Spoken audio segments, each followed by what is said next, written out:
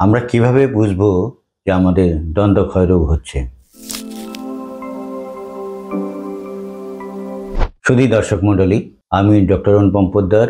আমি পেরিওডন্টিস্ট এবং ফুল mouth rehabilitation specialist.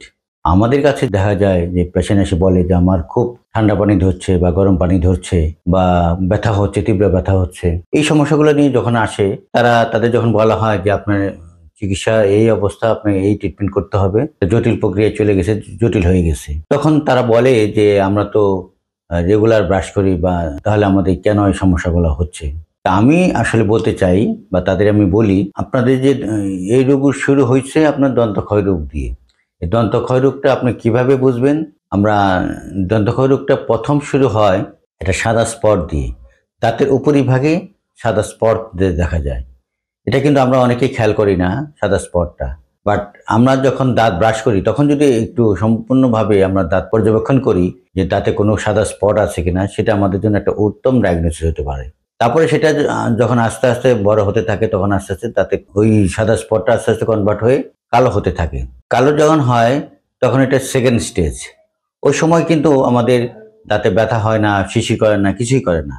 মানে এই সাদা স্টেজ এবং কালো স্টেজ, এই দুই স্টেজ ক্ষয়প্রাপ্ত হয়, দাঁতে এনামেলটা ক্ষয়প্রাপ্ত হয়ে এই দুই স্টেজ হয়। যখন কালো স্টেজ আস্তে আস্তে ভিতরে চলে যায়, তার নিচে আমাদের এনামেলের নিচেই থাকে আমাদের ডেন্টিন। ডেন্টিনে যখন টাচ হয় তখন পেশেন্টটা অনুভব করে যে তার দাঁত শিরশির করে, ঠান্ডা পানি ধরে বা মিষ্টি ধরে বা ঠান্ডা বাতাস ধরে, টক জাতীয় খাবার ধরে। এই সমস্যাগুলো তখন শুরু হয়।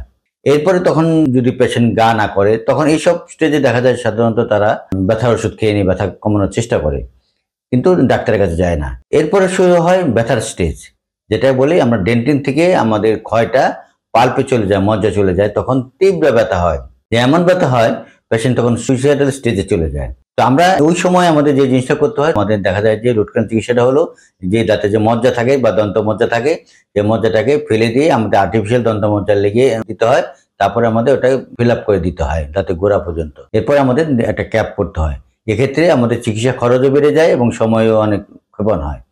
এই জন্য আমি সবাইকে অনুরোধ করব যে দন্তক্ষয় রোগ যদি আপনি আর্লি ডায়াগনোসিস করতে চান, এই জন্য আপনি প্রতিবার যখন দাঁত ব্রাশ করেন তখন অন্তত খেয়াল করবেন যে আপনার দাঁতটা কোনো জায়গায় সাদা স্পট হচ্ছে কিনা, বা কোনো জায়গায় কালো হচ্ছে কিনা, বা আপনার ঠান্ডা পানি ধরছে কিনা বা মিষ্টি ধরছে কিনা। এগুলো খেয়াল করলেই আপনি আর্লি ট্রিটমেন্ট শুরু করতে পারবেন। আর্লি ট্রিটমেন্ট করলে আপনার একদিকে খরচও বাঁচবে, অন্যদিকে আপনার সময় ক্ষেপণ কম হবে।